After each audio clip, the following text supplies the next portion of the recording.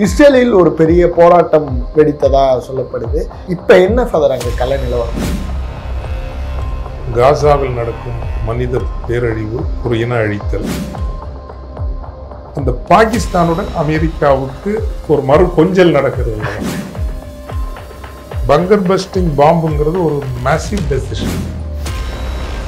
நேற்றை கூட 76 பேர் அங்கு படுகொலை ஆகியிருக்கிறார். ஆனால் நீங்கள் கடந்த 6 மாதங்களில் பார்த்தீர்கள் என்றால்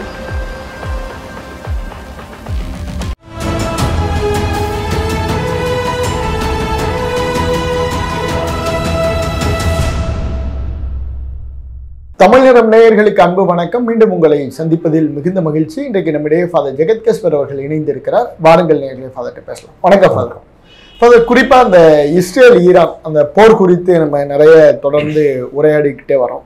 இப்ப இருக்கிற களச்சூழல், இஸ்ரேலில் ஒரு பெரிய போராட்டம் வெடித்ததா சொல்லப்படுது. அங்க இருந்த பெஞ்சமினுக்கு எதிரான ஒரு பெரிய கலகமும் அவர் மேல ஒரு ஊழல் வழக்கும் சாட்டப்படுவதா சொல்லுது. இப்ப என்ன ஃபாதர் அங்க கல நிலவரம் போய்? முதலில் எவற்றையெல்லாம் நாம் கவனப்படுத்த வேண்டும் ஒரு பொறுப்புள்ள ஊடகம் என்கின்ற வகையில் முதல் கவனம் காசாவில் நடக்கும் மனித பேரழிவு, ஒரு இன அழித்தல், அங்கு ஏற்பட வேண்டிய சண்டை நிறுத்தம்.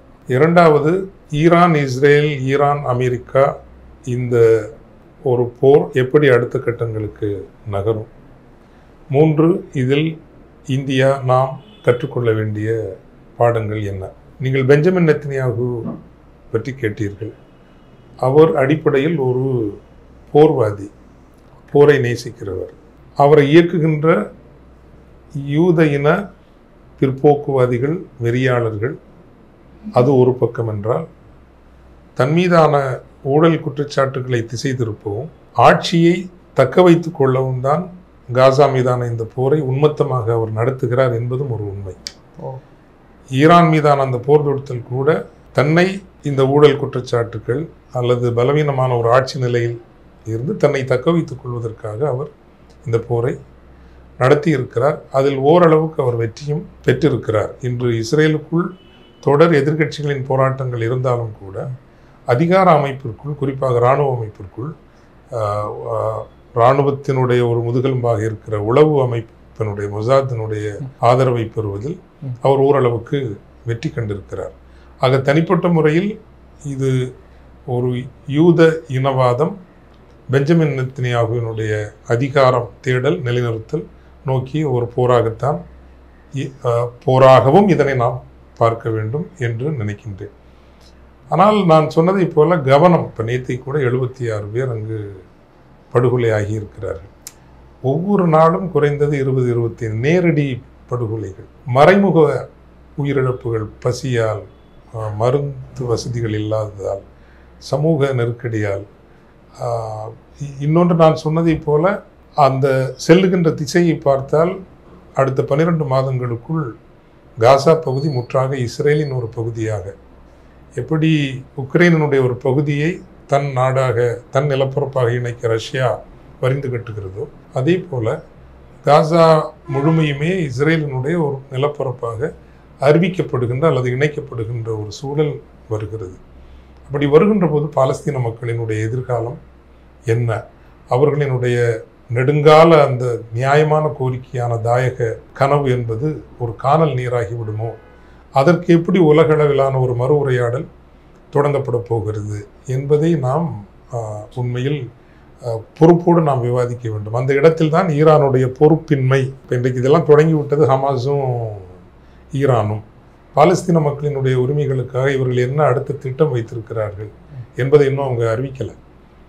வெறும் ஆயுதங்களை கொண்டு மட்டுமே இந்த பிரச்சனையை தீர்த்து விட முடியாது. ஆயுதங்களினுடைய எல்லைகளை நீங்கள் இங்கு பார்த்தீர்கள்.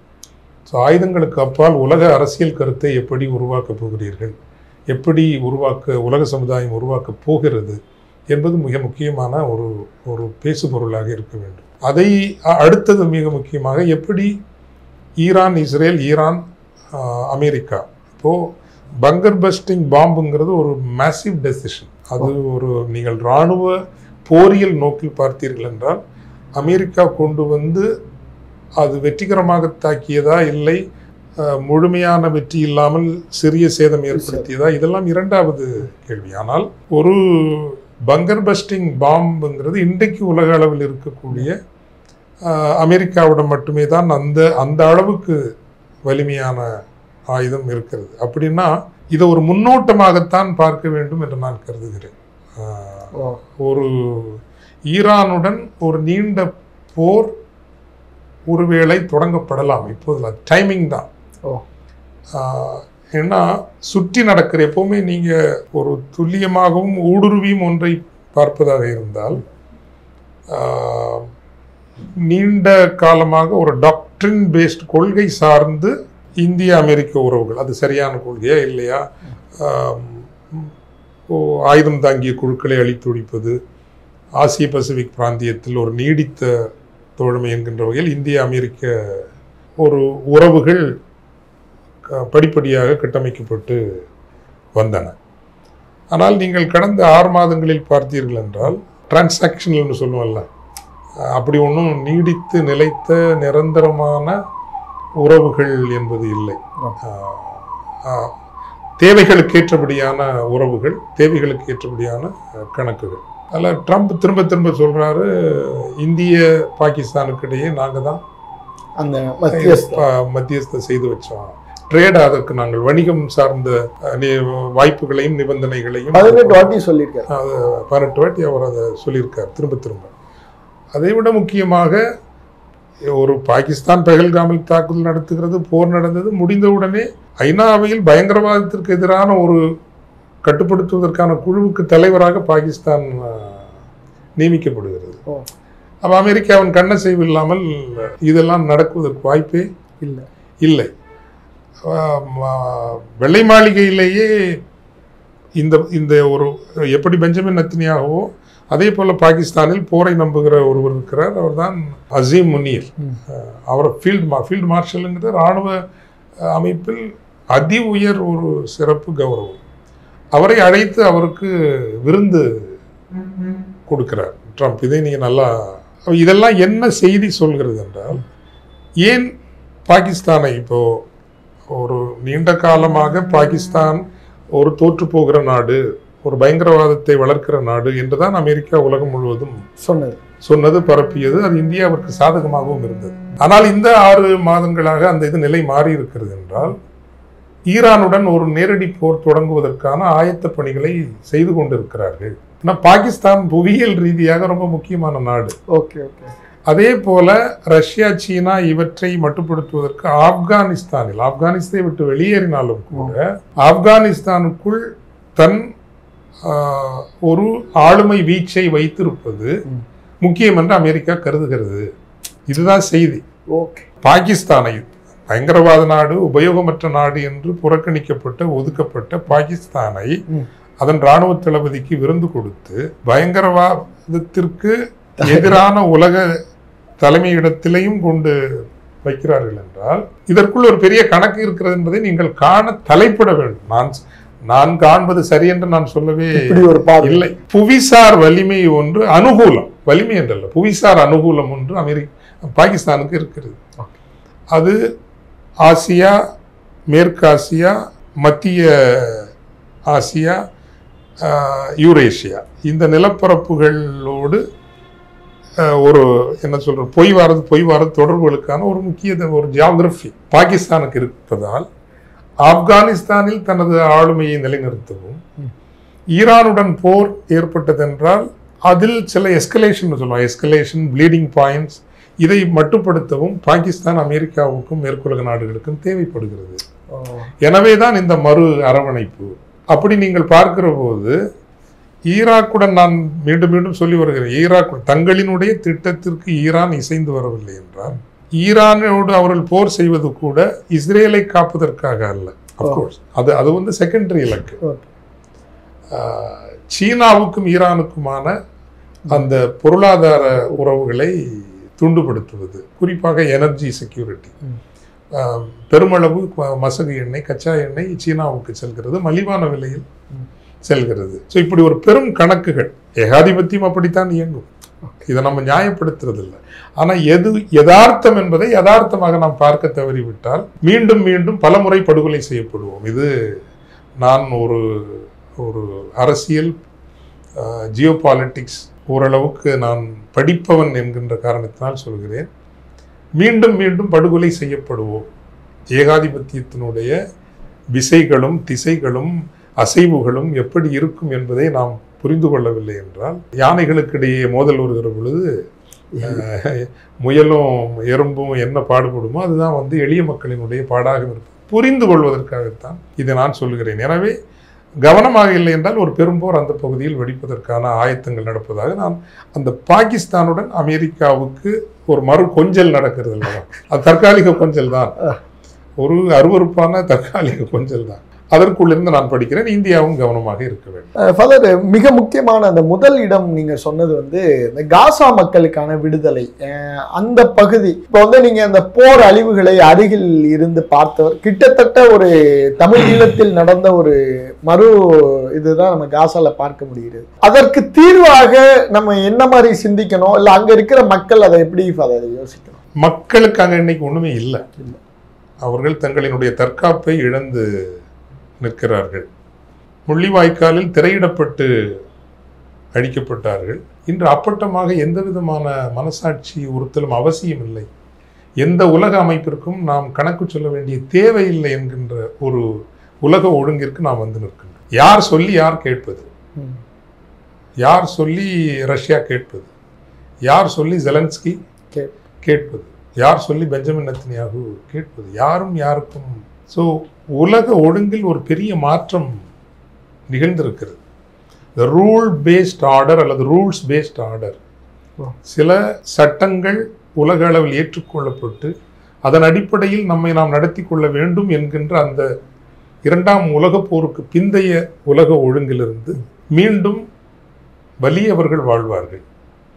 வலியவர்கள் சொல்வது செல்லும். அந்தந்த பகுதிகளில் அந்தந்த பிராந்தியத்தில் வலியவர்கள் சொல்வது செல்லும் என்கின்ற ஒரு ஒழுங்கிற்கு உலகம் வந்திருக்கிறது. இதற்கு எதிராக எல்லைகளுக்கு தள்ளப்படுகின்ற மக்கள் வன்முறையாகத்தான் தங்களை வெளிப்படுத்துவார்கள். எல்லா ஜனநாயக நடைமுறைகளும் தோற்று போகிற போது அவர்கள் தங்களினுடைய கடைசி எதிர்குரலாக ஆயுதங்களைத்தான் எடுப்பார்கள். ஒரு அமைதியற்ற உலகத்தை தான் பார்க்கிறோம். ஸோ இந்த காலகட்டத்தில் அறிவுபூர்வமான குரல்கள் நிறைய ஒலிக்க வேண்டும். கனவுவாத குரல்கள் இங்கு எடுபடாது. ஆனால் தான் நான் ஒரு பாதி யதார்த்தவாதியாகவும் பாதி ஒரு கனவுவாதியாகவும் என்னை நான் மாற்றிக்கொண்டிருக்கிறேன். காரணம், எளிய வலிமையற்ற மக்களினம் மீண்டும் மீண்டும் படுகொலை ஆகக்கூடாது. எப்படி குர்திஷின மக்கள் இன்னும் தங்கள் போராட்டத்தை தற்காத்து கொண்டிருக்கிறார்கள் அல்லவா? இது ரொம்ப முக்கியமானது. நமது குறிப்பு ஈழத்தமிழ் மக்களினுடைய உரிமைகளுக்காக ஒரு வலுவான குரலை கூட இன்றும் நாம் கட்டி எழுப்ப முடியவில்லை. இதெல்லாம் நாம் ஆழ்ந்து சிந்திக்க வேண்டிய விஷயங்கள். ஸோ அவ்வகையில் நீங்கள் கேட்ட கேள்விக்கு என்னவென்றால், எப்படி அந்த பகுதியில் இந்த வன்முறை சூழலை டீஎஸ்கலேட் பண்ணுவது, அதுதான் ஒரு சண்டை நிறுத்தம். 2, ஷியா சுன்னி இந்த வேறுபாடுகளை களைந்து அரசியல் பாலஸ்தீன மக்களினுடைய அரசியல் கோரிக்கைகளை முன்வைப்பதிலேனும் சவுதி அரேபியா, ஈரான், இந்த ஷியா சுன்னி நாடுகள் என்று சொல்லுவோம், இவர்களுக்குள் ஒரு பொது கருத்தும் இணக்கப்பாடும். அது ஐநாவைக்குள்ளும் உலக நாடுகளுக்குள்ளும் இந்த டிப்ளமேட்டிக் ஒரு எஃபர்ட்னு சொல்லுவோம் இல்லைங்களா, ராஜதந்திர உறவுகளின் ஊடாக உலகம் முழுவதும் சென்ற ஆப்பிரிக்க நாடுகள் ஒரு கருத்துருவாக்கம், ஒரு பொது கருத்துருவாக்கம் என்பது இன்று அவசியமாக உடனடி தேவைப்படுகிறது. அதை செய்வதற்கு ஈரானுக்கும் ஒரு திறப்பு இருக்க வேண்டும். சுன்னி நாடுகளுக்கான சவுதி அரேபியா உள்ளிட்ட ஏனைய நாடுகளுக்கும் ஒரு மனத்திறப்பு இருக்க வேண்டும். அதுதான் முதல் படி என்று நான் நினைக்கின்றேன். அப்படி ஒரு முயற்சியில் ஐரோப்பிய நாடுகள், ஏனைய உலக நாடுகள் இவையெல்லாம் இணைந்த ஒரு குரலை உருவாக்குவது இன்று பாலஸ்தீன மக்களுக்கான குரல் மிக வலுவற்றதாக இருக்கிறது. நிறைய பேருக்கு ஆதங்கம், ஆவேசம் இருக்கிறது. ஆனால் ஒரு அரசியல் நகர்வாக வருகின்ற அளவுக்கான குரலாக அது இல்லை. ஃபாதர், இந்த அமைதி கட்டமைப்பு உலகம் முழுவதும் ஒரு அமைதி கட்டமைப்புனா அது ஐநா வழியாக நடக்குங்கிற நம்பிக்கையில தான் இந்த உலக நாடுகள்லாம் அலைனானாங்க. அந்த ஐநா மேல கூட அந்த நம்பிக்கை உலக நாடுகளுக்கு இல்லை, இல்ல அதை ஒரு மறு ஆய்வை நோக்கி நகர்த்துமா ஃபாதர்? ஆமா, உலக ஒழுங்கு மாறுகிறது. அது எப்படி மாறப்போகிறதுங்கிற நமக்கு தெரியல. ஐநா என்பது இன்னைக்கு ஒரு ஒரு ரப்பர் ஸ்டாம்ப் அறிக்கைகள் விடுகிற ஒரு அமைப்பு. எதையும் நிலைநாட்டுகின்ற ஆற்றல் நிலையில் அது இல்லை. ஸோ உலக அமைதிக்கான பாதுகாவலனாக ஐநா பாதுகாப்பவையும் இருக்க முடியவில்லை, ஐநா பொது அவையும் இருக்க முடியவில்லை என்பதுதான் இன்று இருக்கிற நிலை. இந்த நிலை உடனடியாக மாறும் என்றும் நான் நினைக்கவில்லை. இனி சைனாவுக்கும் அமெரிக்காவுக்குமான முறுவல் எப்படியான முரட்டுத்தனமான முறுவலாகவோ அல்லது போர் வெடிப்புகளாகவோ மாறப்போகிறது என்பதும் நமக்கு தெரியாது. அவையெல்லாம் மீண்டும் ஒரு பெரும் அழிவுகளை சந்தித்துத்தான் மறுபடியும் ஒரு உலக ஒழுங்கு கண்டெடுக்கப்படுமோ என்கின்ற கவலையும் நமக்கு இருக்கிறது. கண்டிப்பாக ஃபாதர், இப்ப இருக்கிற இந்த காலகட்டத்தில் இப்ப கிட்டத்தட்ட நடந்திருக்கிற இந்த ஈரான் இஸ்ரேல் இந்த தாக்குதல், இந்த அமெரிக்கா இந்த ஸ்டாண்ட் இன்னொரு ஒரு வாரம் இல்லாத ஒரு மாதத்திற்கான உடனடி தாக்கமா என்னென்ன ஃபாதர்? உடனடி தாக்கமா ஒண்ணு நடக்காது. என்ன நீண்ட கால போருக்கான ஆயத்தங்கள் நடப்பது போலத்தான் எனக்கு தோன்றுகிறது. ஒரு பெரிய போருக்கான, அதாவது அவர்கள் நினைக்கிறபடி சில உடன்பாடுகள் ஈரானுக்கும் அமெரிக்காவுக்கும் இடையே ஏற்படவில்லை என்றால் ஒரு நெடும் போருக்கான ஆயத்தங்கள் தான் நடப்பதாக எனக்கு தோன்றுகிறது. உடனடி எஸ்கலேஷன் வரும்னு நினைக்கல, ஆனால் போருக்கான ஆயத்தங்கள் நடப்பது நன்றாக தெரிகிறது. கண்டிப்பா ஃபாதர், உங்களுடைய இந்த நேரத்திற்கும் வாய்ப்பிற்கும் நன்றி.